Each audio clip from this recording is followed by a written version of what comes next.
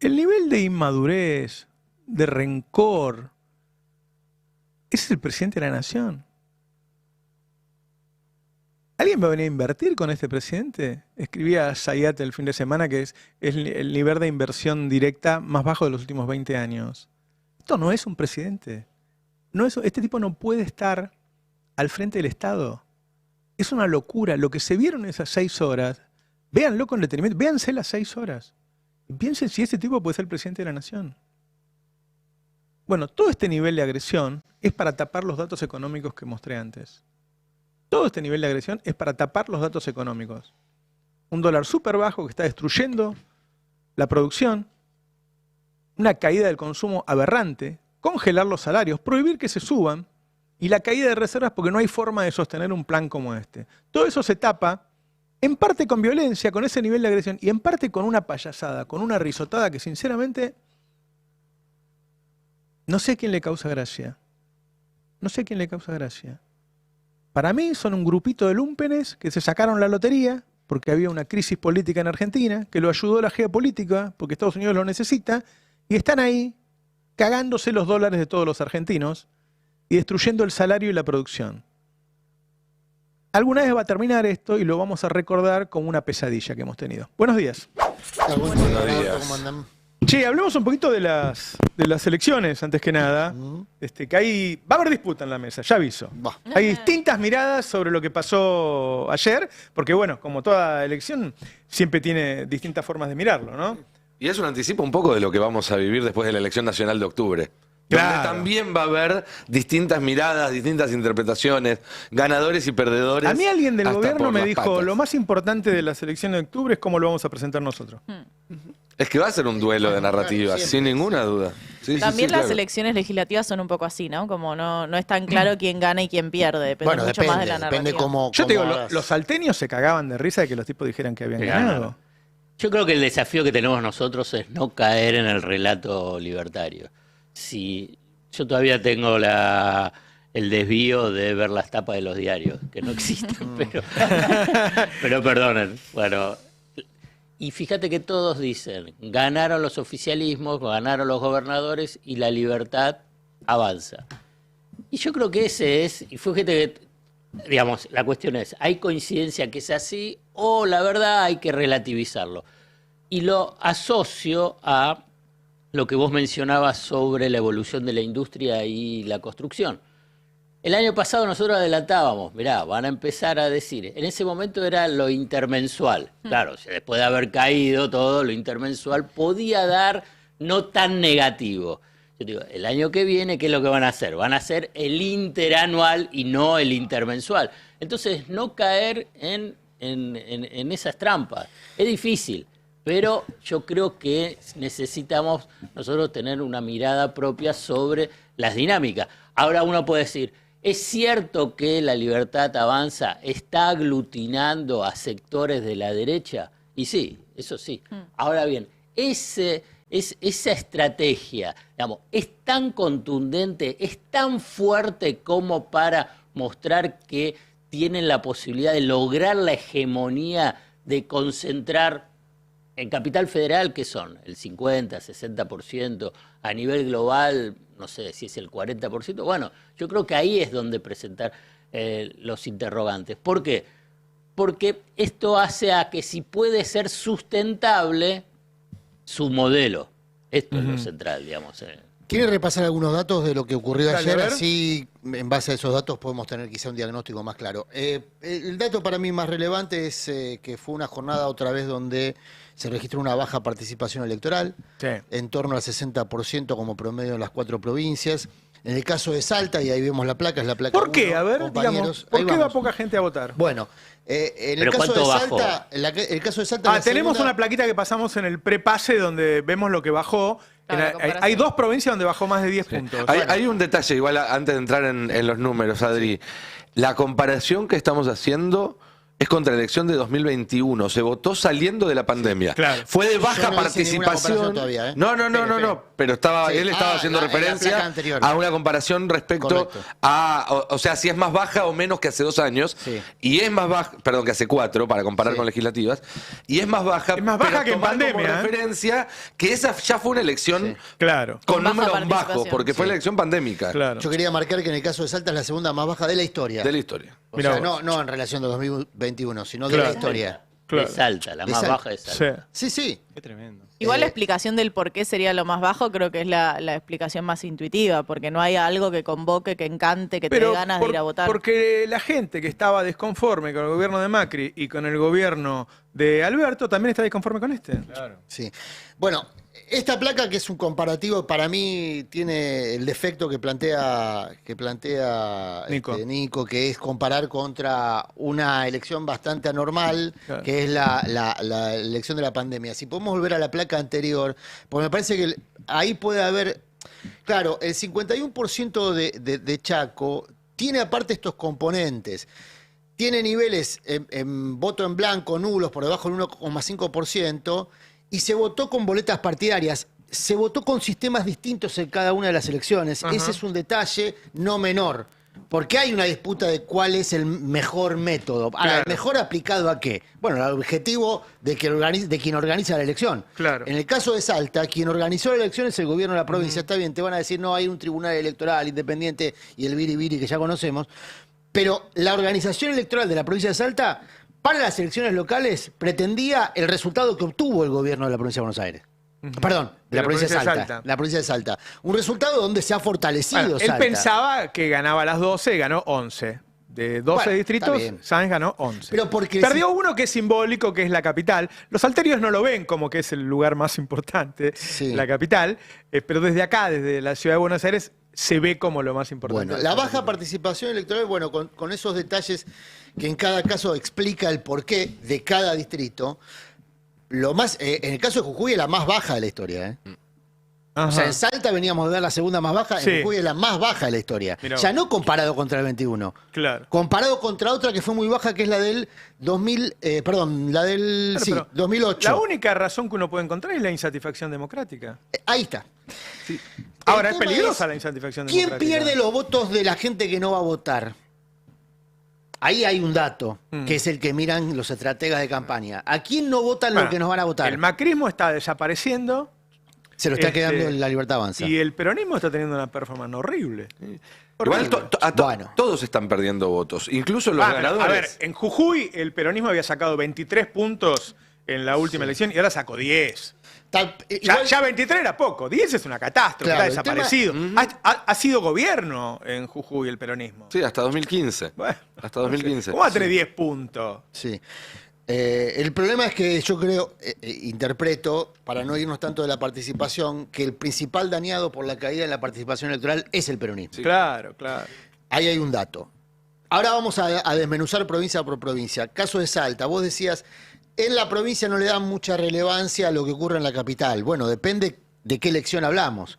En una elección local no es relevante lo que ocurre en la capital porque distribuye cada departamento la Claro. misma cantidad de legisladores.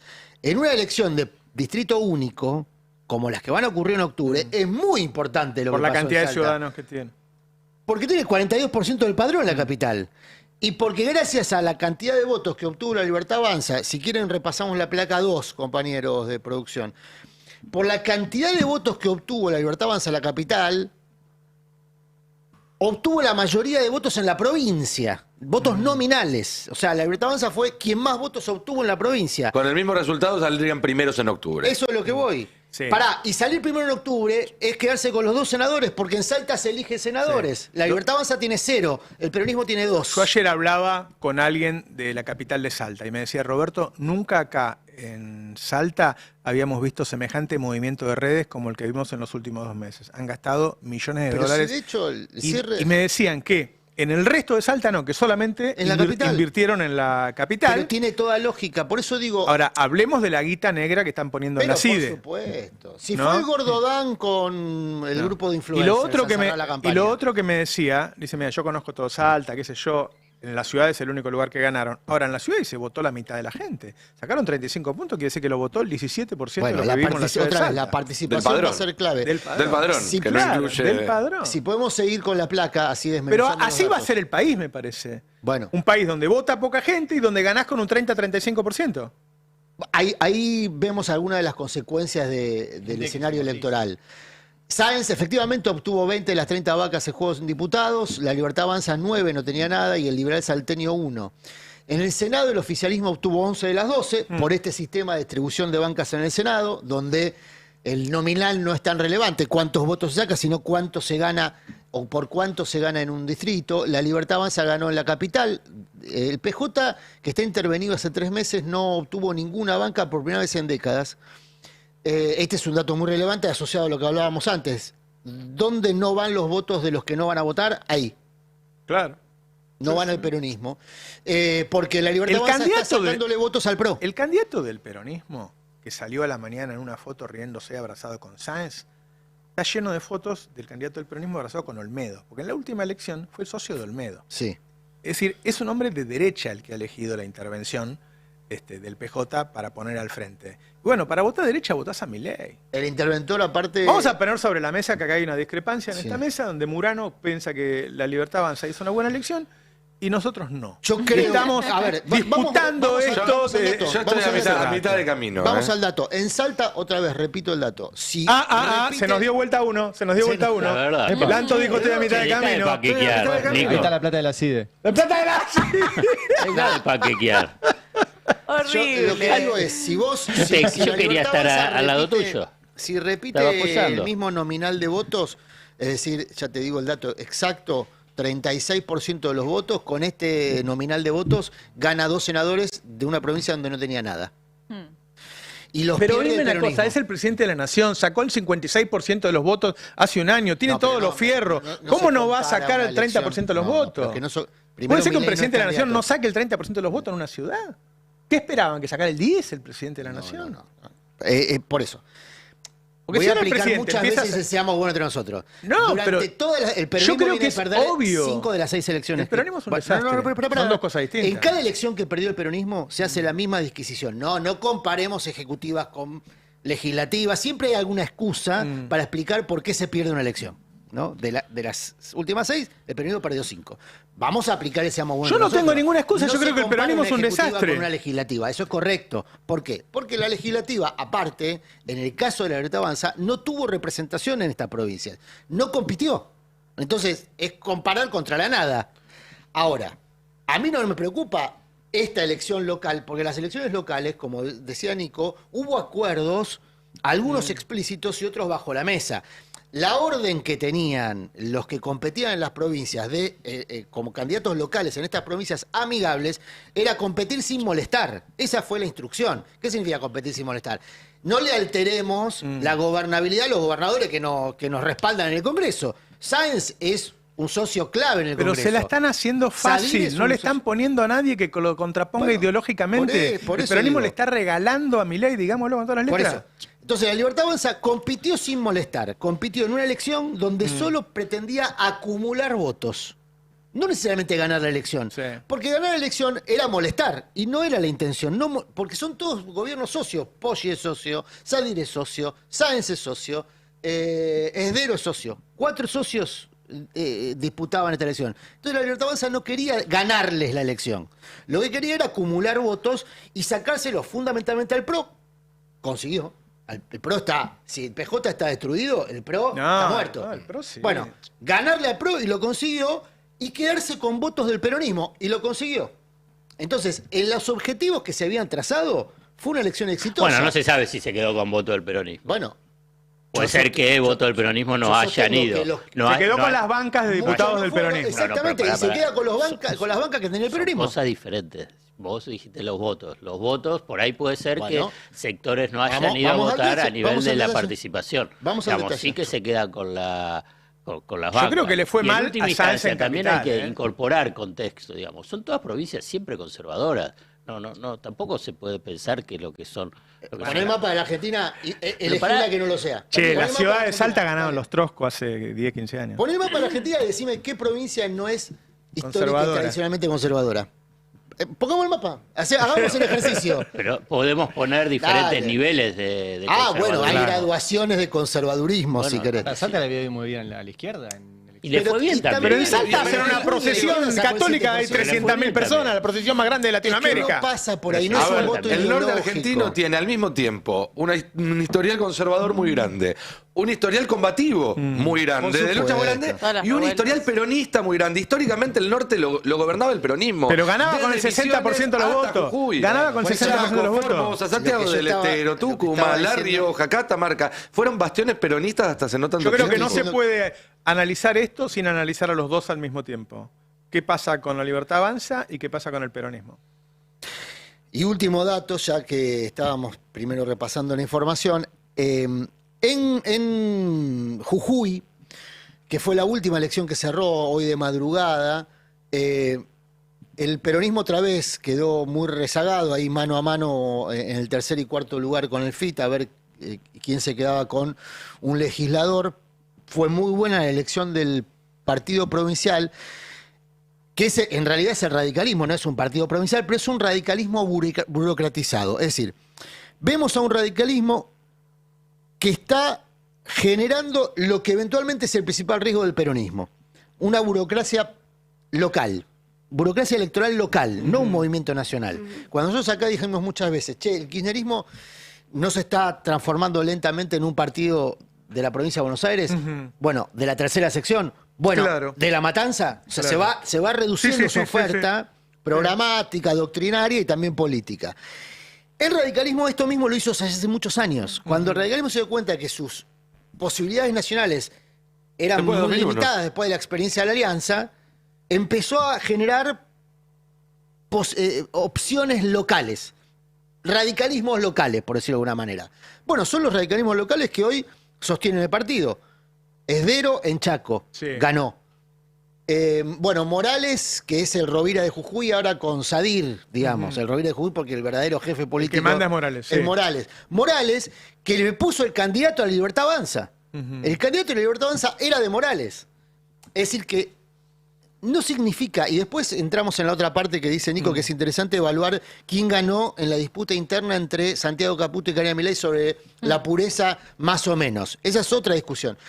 Lo que yo digo es que en términos nominales, con estos resultados, como diría Víctor Hugo, la Libertad Avanza en octubre podría, con estos mismos resultados, si repite Sí. esta misma experiencia electoral, suma 2 senadores en Salta donde no tenía nada y son 2 senadores que hoy tiene el peronismo. Con esta misma experiencia electoral hay senadores en Chaco también. Bueno, suma cuanto menos uno, si es que repiten el acuerdo con Esdero y van un senador por la Libertad Avanza, un senador por radicalismo, al menos sumaría uno, que también pierde el peronismo.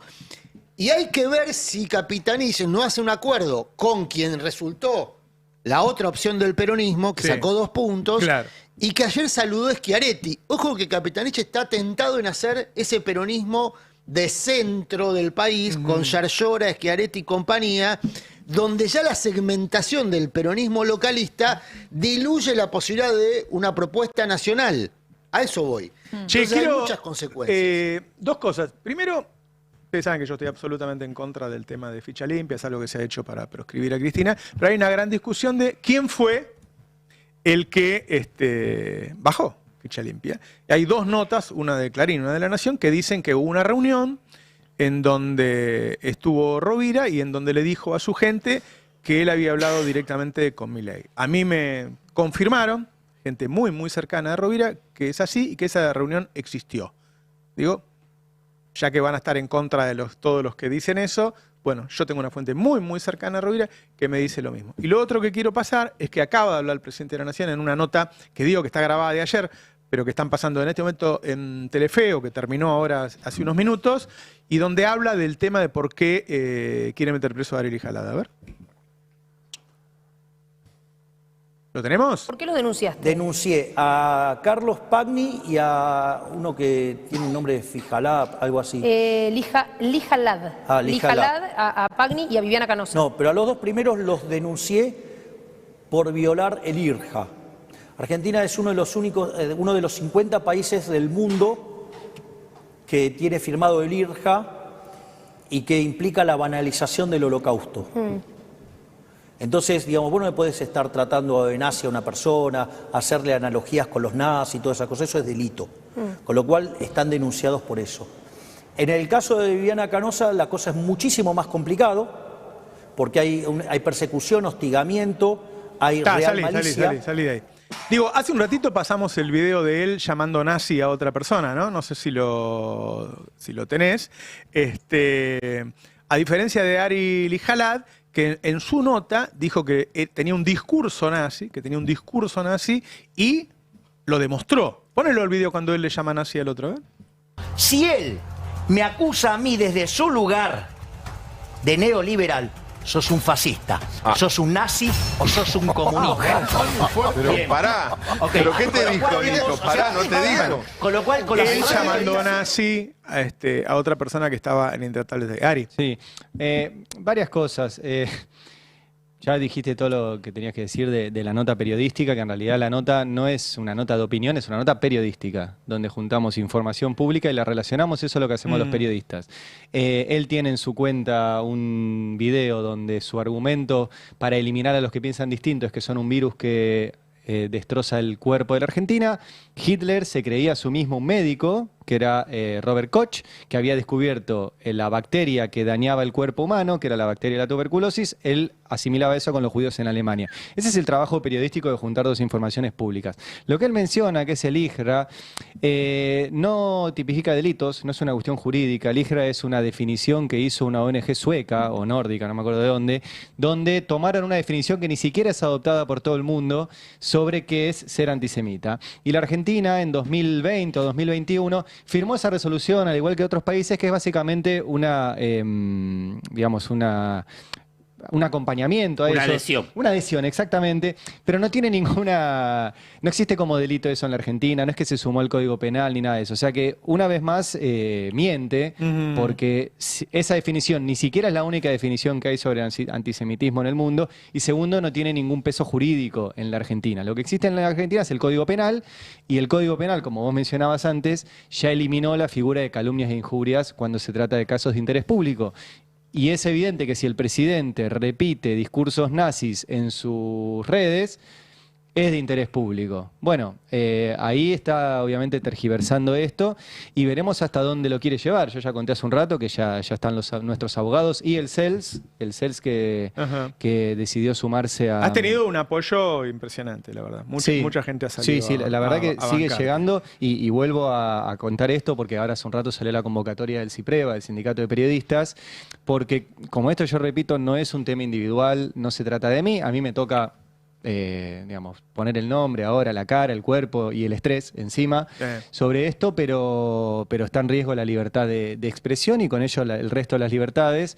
La convocatoria del CIPREVA, que me parece que está muy buena, es que vamos a republicar la nota, pero con las firmas de todos aquellos periodistas que la quieran firmar.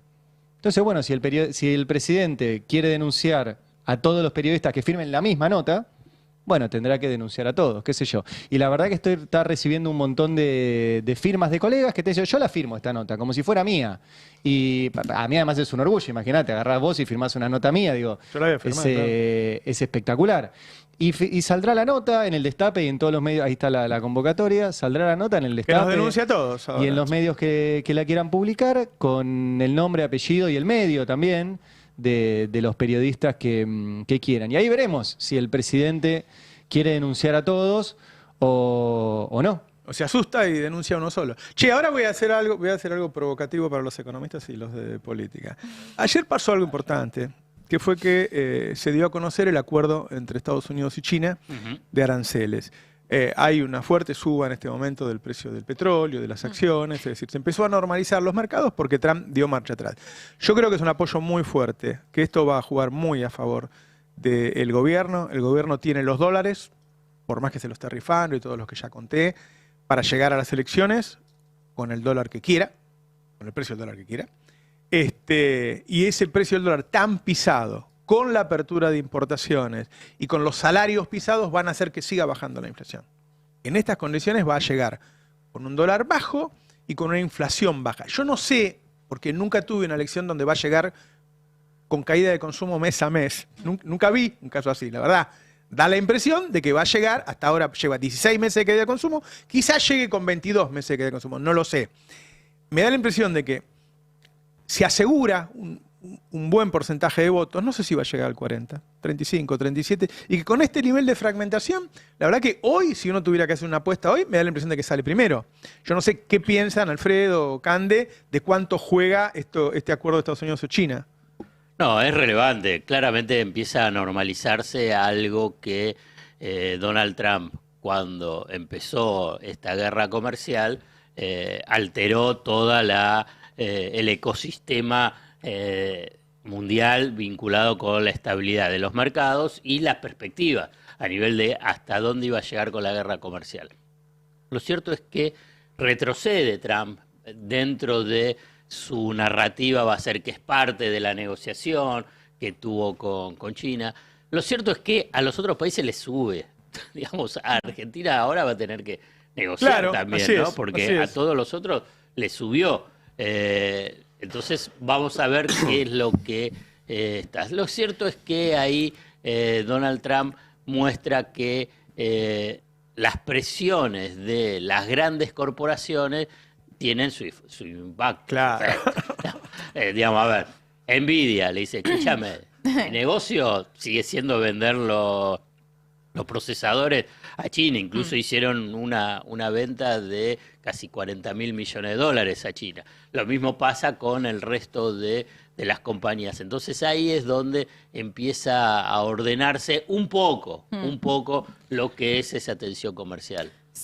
Sí, lo tenemos en la placa 7, el tweet de Financial Times, trayendo estas novedades después de un fin de semana donde se juntó Estados Unidos con China, en un equilibrio que, como decía Alfredo, es muy frágil, ¿no? Es un acuerdo por 90 días, es un cese en esta guerra comercial y un pase de los aranceles. Digo los números como para que dimensionemos en qué estado estábamos.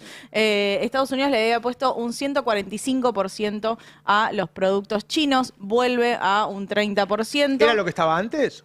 Era lo que estaba en un principio, digamos, como en el primer anuncio de Trump, se va por fuera esta escalada que hubo en el intermedio y China vuelve de un 125% que estaban cobrándole a los productos estadounidenses al 10%. O sea, cuando vemos esos números entendemos que virtualmente estaba cerrado el comercio entre Estados Unidos y China y pasamos a 90 días de una negociación que va a ser frágil. Dos países que se tuvieron que juntar en Suiza para tratar de acordar esto, pero que ya genera cambios en rutas comerciales. Obviamente que el impacto en los mercados va a ser positivo, pero China ya desde 2018, con la primera guerra arancelaria de Trump, venía generando estrategias para seguir vendiéndole a Estados Unidos desde terceros países. Digo, China es un país que va a seguir avanzando entendiendo que Estados Unidos le va a poner cada vez más trabas. Entonces hay cambios en las rutas comerciales y en cómo eso va a afectar el mundo que no dan marcha atrás con esta tregua. Las fotos de estos días con Xi Jinping en Rusia, digo, hubo una gran movida para que todos nos acordemos que la guerra la ganó Rusia.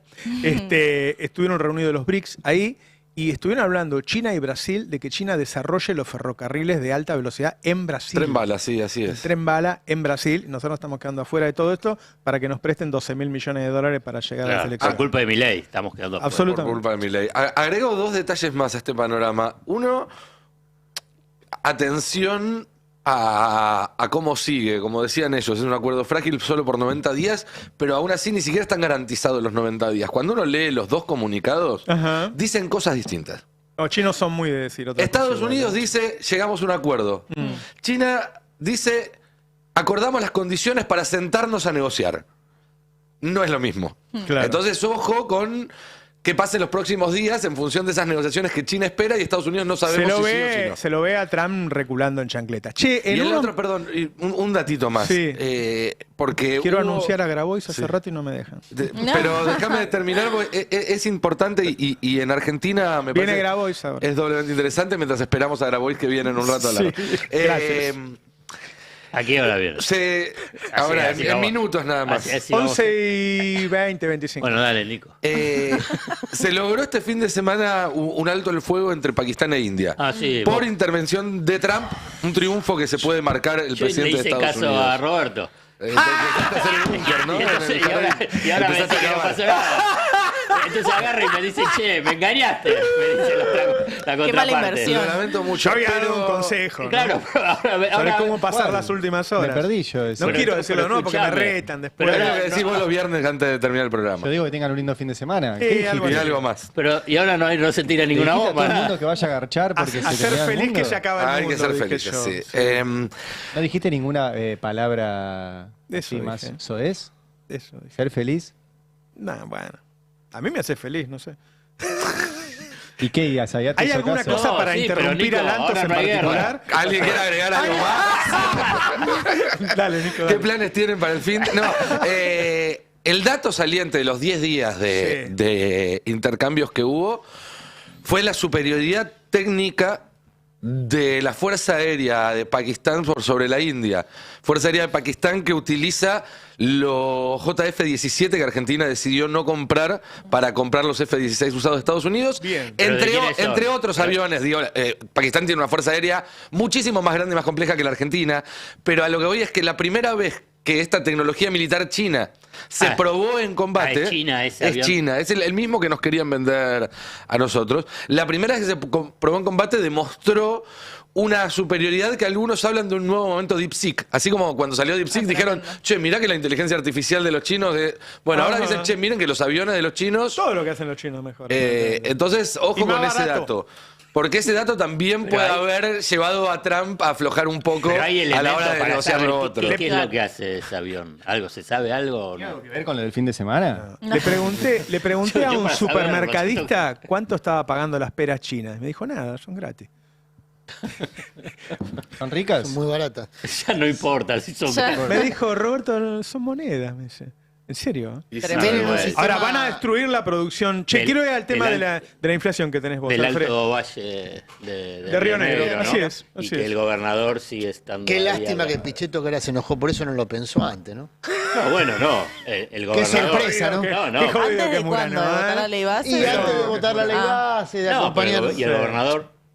el No, gobernador no, tiene por más eso digo, no, qué el lástima, qué gobernador lástima. tiene responsabilidad Estaba más sobre- cantado que despacito igual, ¿no? Pero El bueno. gobernador tiene responsabilidad ahí. Todavía ¿Le está- hicieron la rotonda? Es lo que iba a decir, está esperando la rotonda. La rotonda, Está claro. esperando Todo la rotonda. suyo. Excel sigue Sayat. esperando la designación en París. Bueno, Y sigue voy a votando hablar un mientras poco de la tanto. inflación, pero si quieren un tema teórico, o en todo caso, en línea con lo que vos estabas mencionando, Roberto, que Milei es un... A ver, si lo hace por estrategia, le concedemos que sea por estrategia, pero si lo hace convencido, digamos, sus conceptos y teoría económica, y bueno, me parece que él está fallando. ¿Cuál es el argumento, la idea principal que tiene Milei? Es que la inflación siempre, en todo momento y lugar, es un fenómeno monetario. Entonces veamos qué es lo que pasa con la inflación en Argentina, si es así, o es una mentira o una estrategia. Por lo pronto vamos a escuchar primero a Milei cuando dice que a partir de la mitad del año pasado fijaron la base monetaria y entonces eso va a hacer que la inflación a mitad del 2026 sea historia. A mitad del año pasado fijamos la cantidad de dinero. La base monetaria no creció más. ¿Sabe qué quiere decir eso? Que para mitad del año que viene la inflación es historia. O sea, para nosotros el problema de la inflación se terminó. Puede dar un poquito más, puede dar un poquito menos. Cuando vos ves el gráfico, por ejemplo, de la anualizada, digamos, o sea, ves la caída, tío, es peor que la de la montaña rusa. Impresionante. Qué difícil. No, qué difícil. Veamos un tuit de... Igual las montañas rusas van para arriba después Sí. en un momento, ¿no? Hacen tipo, wow. de Buteler respecto a qué es lo que pasa con la base monetaria ampliada. Que, vuelvo a repetir, digamos, recién que dijo Milei, nosotros Congelamos. congelamos la base monetaria. Entonces, la inflación va a bajar en el 2026. Mirá lo que le pasó, vamos a traducirlo, vamos, es la evolución de la base monetaria ampliada y qué es lo que vemos en este último mes. ¿Tuvo hipo? Saltó. Hay una línea de 90 grados para los que están en la radio, o sea, solo sube, ni siquiera está inclinada, solo sube. Exactamente, solo sube. Ahí eso tiene que ver con... Esa es la base monetaria. Sí, la base monetaria ampliada. Yo vuelvo a repetir, yo pienso que no tiene nada que ver con el tema de la inflación, que es lo que pasa en Argentina, pero yo digo, en teoría lo que está diciendo Milei, primero, no es cierto. Y segundo, que esa propia evolución de la variable que él dice que está estable es mentira. Entonces, es complicado agarrar, porque aparte hay una red de complicidad tan grande, que le van convalidando, primero, que en teoría no se cumple y que después no se cumple la propia evolución de la variable que él dice que es clave para su teoría. Sí. Dar a entender esto que uno dice, bueno, es como que estás chocando permanentemente sobre alguien que es un mentiroso compulsivo y que confunde permanentemente. Es que además a mí siempre me flashó esta argumentación de que tardás 18 o 24 meses, porque entonces el fenómeno, cuando bajaron la inflación el año pasado, hubiese sido por masa. Claro. Entonces, o sea, si se dice el argumento, entonces fue gracias a Sergio. Pero además, la verdad, en la facultad, los monetaristas, cuando te dicen que el rezago es de 3 o 6 meses, ninguno habla de 18 y 24 meses. Digamos, solamente lo va acomodando. Pero, ¿qué es lo que pasó sobre la inflación y por qué en su momento empezó a estabilizarse? Es porque, no por la evolución de la base monetaria amplia, sino que en última instancia, ¿qué es lo que tuviste? Como también antes mencionaste, Roberto, pisó los salarios, pisó el tipo de cambio, abrió la economía, o sea, tenés esa competencia importada, y también pisa las tarifas en relación a la demanda de las propias empresas y de lo que exigen de disminuir los subsidios a las tarifas, que tendrían que subir más. Pero dice, no, las tarifas no las subimos más y la mantenemos por la evolución de la inflación, o un puntito arriba o un puntito abajo. ¿Por qué? Y porque si no te pega en los precios. Entonces no tiene nada que ver el tema de la cuestión monetaria. A ver, para que quede claro, tanto la cuestión fiscal y la cuestión monetaria tiene que ser administrada en forma prudente, no que cualquier cosa que se pueda hacer. Ahora bien, que esa sea la explicación central sobre la evolución de la inflación argentina es mentira. No pasa eso. Hay un punto fantástico que pasó hace poco, que cuando él pone las bandas y pone entre 1.000 y 1.400, todas las empresas piensan que se va a 1.400 y remarcan un 10% de inmediato. Él les pide que bajen, explica que lo va a llevar al piso de la banda, y cuando todo el mundo le cree, porque tiene un montón de dólares en el central, la inflación empieza a mainar. Es decir, se movió al ritmo del dólar la inflación todo el tiempo. Exactamente. Entonces, ¿qué es lo que termina en la conclusión? Que la inflación en Argentina, en una economía bimonetaria y con esa fragilidad de la escasez de dólares, es siempre y en todo lugar un fenómeno cambiario. Claro. Y no claro, monetario. Absolutamente. Entonces, esto es lo que pasa. Yo creo que esto es importante, y por eso traje el tema, es para tratar de comprender qué es lo que está pasando con la dinámica de precios. Y también en clave política, porque si es monetario y no cambiario, bueno, te engaña respecto a qué es lo que pasa con las elecciones en octubre, que va a ser un gran engaño. Porque el día siguiente, o a la semana siguiente, ¿qué es lo que puede pasar?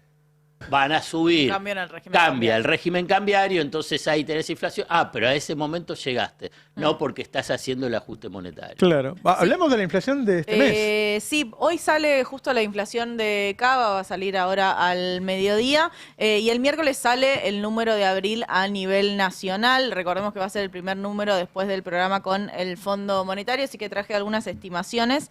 En la placa 4 está la estimación que hace Equilibra de lo que va a ser la inflación a nivel nacional.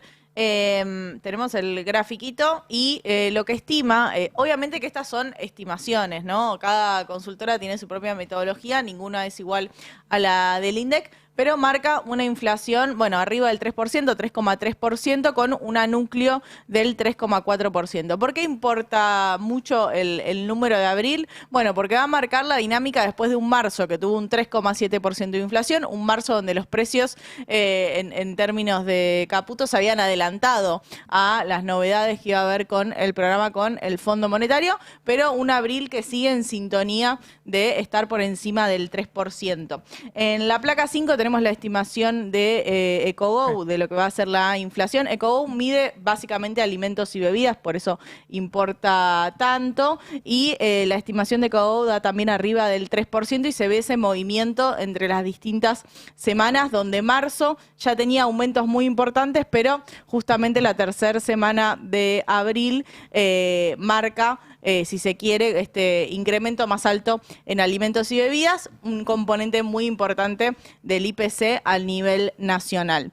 Y esto siempre hay que compararlo, digo, más allá del número de inflación mensual, que estar arriba del 3%, obviamente es una inflación alta para ir mes a mes, pero también hay que compararla, obviamente, con este cepo salarial que lo confirmó Francos la semana pasada y que tiene que ver con un techo del 1%, o sea, un techo que está en relación a las expectativas del dólar planchado, pero que no está en relación a la evolución de los precios de los alimentos, de las bebidas, de los servicios. Entonces, un salario que va quedando cada vez más atrasado en relación a esos precios que suben por ascensor y bueno, los salarios, diría que suben por escalera, pero la metáfora parece muy grande en comparación a lo que está en el está pasando descanso ahora. de la escalera ahora. Claro. Bueno, recordemos que dijo que en abril iba a empezar con el 1, ¿no? Claro. La tasa de inflación. Si vos llevás el dólar a Milei. 1000, si llevás el dólar a 1000 y los aumentos salariales a 0, y yo te diría que van a bajar los precios. Sí, y con las importaciones también Si vos actuando. Es que en serio te digo, no sé cuánto salían las peras, ponerle que salían 2 lucas, y ahora dice que salen monedas, bueno, las van a vender a 500 pesos. ¿Viste yo? Te vas a quedar sin economías regionales, pero... O sea, lo que está haciendo es sacrificar cosas. Va sacrificando cosas. Sí, eso es importante que decís, porque lo hace en el altar de una baja de precio que no se verifica. O sea, la importación... Todavía no. No, es que... Es muy difícil. Yo lo viví los 90 y yo era un comerciante muy grande. Bajar precios es algo que va contra Por eso, nuestra hay una religión. inercia. Tenemos Por eso. muchas cosas en contra de la baja de precios, los comerciantes. Es muy difícil que bajemos. Y porque tenés la duda también, tenés la incertidumbre. Ya lo he explicado, o sea, los márgenes de los mayoristas de alimentos son tan chiquitos que cualquier movimiento raro vos te cuidás y defendés el stock a full. Porque está tu capital de trabajo. Es tu capital de trabajo. Y entonces, ¿cuál va a ser el valor de reposición? Que tenés la duda, tenés la incertidumbre. No es que decís, bueno, esto se va a mantener, la apertura se va a mantener, el tipo de cambio se va a mantener, el tema de los salarios se van a mantener. Entonces, bueno, tenés siempre la duda sobre Si el vos valor de destruís, reposición. perdón, quiero dar este ejemplo. Pasa, por ejemplo, con la industria de los colchones. Destruiste la producción de poliuretano en la Argentina. No hay más. Había 2 fábricas, no hay más. Ajá. Ese es el modo estructural de alterar este razonamiento, porque ya en tu proyección de costos no puedes incluir la posibilidad de fabricar en la Argentina. Sí o sí vas a importar ese producto. No, vas a depender del tipo de cambio y de los precios Si internacionales. vos destruís la producción nacional, la destruís, Sí.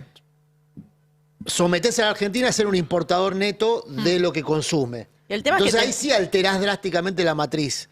Por eso yo siempre insisto con el tema de que hay cosas que se rompen y no tienen repuesto. Si vos destruís las fábricas de poliuretano en la Argentina, Simos, que produce colchones, sí, pero hoy está siendo invitado a importar colchones. Algo que se está Fue el destruyendo Dow Chemical que es se la fue. cultura del trato al trabajador. Lo que uno está escuchando en términos de salarios, lo que le están ofreciendo a los trabajadores, tipo que están ofreciendo 8 horas por día de lunes a sábado, 350.000 pesos, periodistas con 10, 15 años de antigüedad que ganan 500.000 pesos.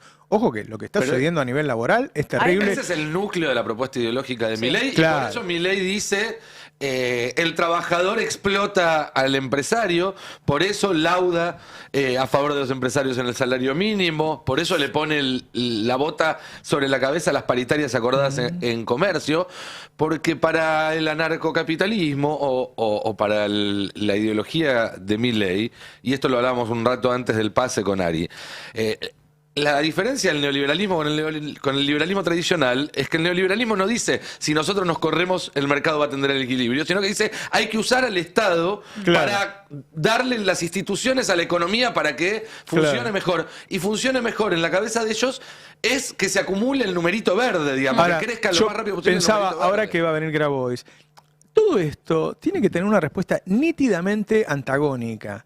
Y eso es lo que me parece que está faltando en las provincias, donde yo vi elecciones, y no hay una propuesta nítidamente antagónica. O sea, no tiene todavía la fuerza suficiente una propuesta como esa. Y a mí me parece que esa es la salida, no es nada más que unirse. Ahí me dicen, no, ahora cuando se unan todos, ya se unieron todos con Alberto. Sí. El tema es que en todo caso tiene que haber una unidad atrás de una respuesta muy nítida y que sea absolutamente antagónica, porque va a costar recuperar la cultura de que los empresarios paguen impuestos, la cultura de que traten al trabajador como la gente, del aparato productivo que cuando se rompe no es fácil, vos una empresa la rompés fácil, reconstruirla es muy difícil. Entonces hay muchas cosas que se están rompiendo muy rápido y va 1 año y medio de gobierno. Sí.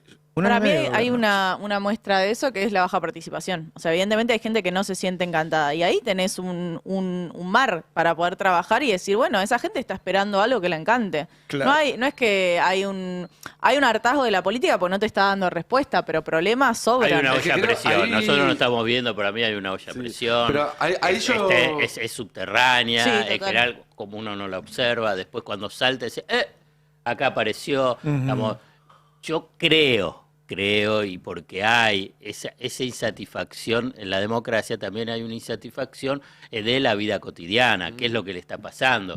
Entonces decís, no me da respuesta. Bueno, cuando llega un momento que se va acumulando, es una dinámica, es un proceso. Entonces en algún momento estalla, porque es así. Sí. O podemos pensar, lo último ahí, podemos pensar y decir, bueno, el pueblo argentino, si querés, la fuerza social argentina, se adormecieron permanentemente, y yo no lo creo. No, pero me parece que una lección que hay que ver de los números de ayer o de los de Santa Fe hace unos días es que si esto estalla, no van a ir a buscar al peronismo.